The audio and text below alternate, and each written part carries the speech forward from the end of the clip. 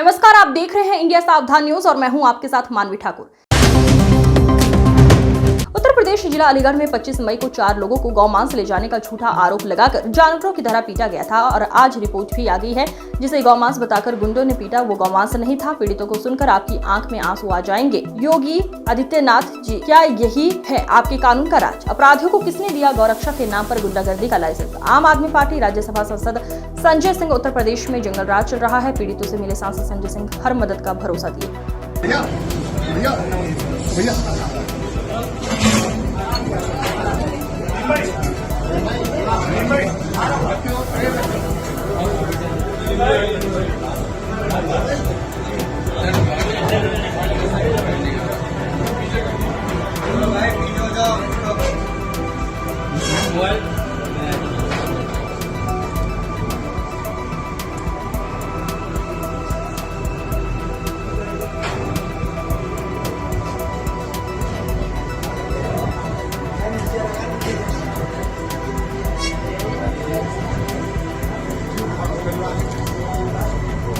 क्या कहेंगे इस पर जो घटना हुई आज? देखिए, ये इस बात को दर्शाता है कि उत्तर प्रदेश के अंदर गुंडागर्दी खुलेआम हो रही है और जो मैं अभी पीड़ितों से मिलके आया हूं, उनकी आप हालत देखेंगे तो ऊपर वाले की कृपा से ही वो लोग बचे। सर के ऊपर 36 टाँके लगे हुए हैं। पूरा सही शरीर पीट के लहूलुहान कर दिया गया। मैं कदीम से मिला, अरबाज से मिला, अकील से मिला, एक और ट्रामा सेंटर में अकील एडमिट है, उनसे मिलने जा रहा हूं। और मामला क्या है कि एक फैक्ट्री से रसीद लेके वो अपनी गाड़ी पे मीट लेके जा रहे थे। रास्ते में रोककर गुंडों के द्वारा ये कहा गया कि ये गौमांस है। मुझे जानकारी मिली है कि शायद उसकी जो रिपोर्ट आई है वो भी आज आ गई कि वो गौमांस नहीं था। बावजूद इसके आप 4 लोगों की हत्या करने पर उतारू हैं। और जो कुछ भी बताया कि 112 नंबर की गाड़ी उनके सामने से गुजर रही थी, वो लोग फरियाद कर रहे थे, गुहार कर रहे थे कि हमारी मदद करो। और 112 नंबर की गाड़ी उनकी मदद के लिए नहीं रुकी। पहले 20 लोग हुए, फिर 50 लोग हुए, फिर वहां 300-350 लोग इकट्ठा हो गए।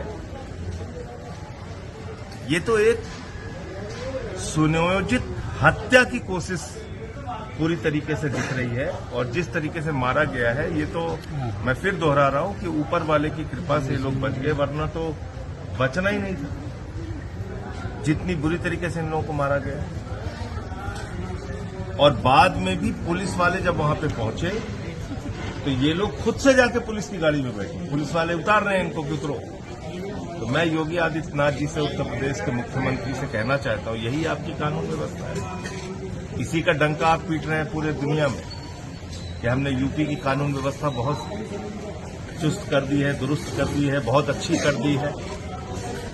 तो धर्म के नाम पे, ये नफरत की राजनीति के नाम पे ये इस प्रकार की गुंडागर्दी का लाइसेंस देना, मैं समझता हूं ये भारतीय जनता पार्टी की घटिया मानसिकता को दर्शाता है। और खुलेआम उनके राज में गुंडागर्दी हो रही है, ये इस बात को भी दर्शाता है। गिरफ्तारी को लेकर अब तक 3 लोगों की गिरफ्तारी हुई है।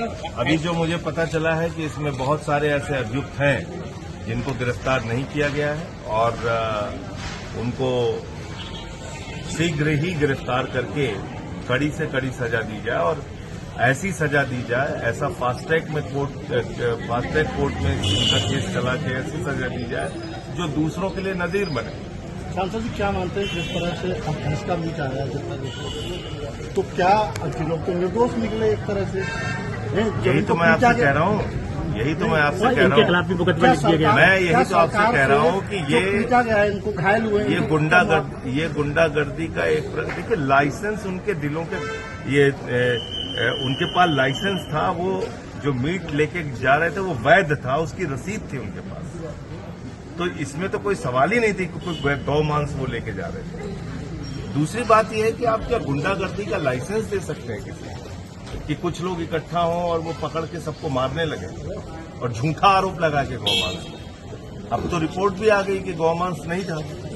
तो इसका मतलब कि आपने जानबूझ के एक माहौल बिगाड़ने के लिए और जो नफरत की राजनीति का प्रचार, अच्छा, पुलिस हिंदू की मुसलमान की मौजूदगी राजनीति पूछा का प्रचार जो बीजेपी के राज में चल रहा है उसके कारण ये हुआ। पुलिस की मौजूदगी ये सारा कुछ बताया उन लोगों ने कि पुलिस वाले वहां से 112 नंबर की गाड़ी गुजर रही थी इन लोगों ने, और दिन दहाड़े 9:15 बजे की बात, 9:15 बजे की बात, यानी कि खुलेआम रोशनी में गुंडागर्दी का लाइसेंस है। योगी जी बोल रहे कि जीरो टॉलरेंस की बात करते हैं हम लोग। यूपी से गुंडे भाग गए हैं, योगी जी का कहना है।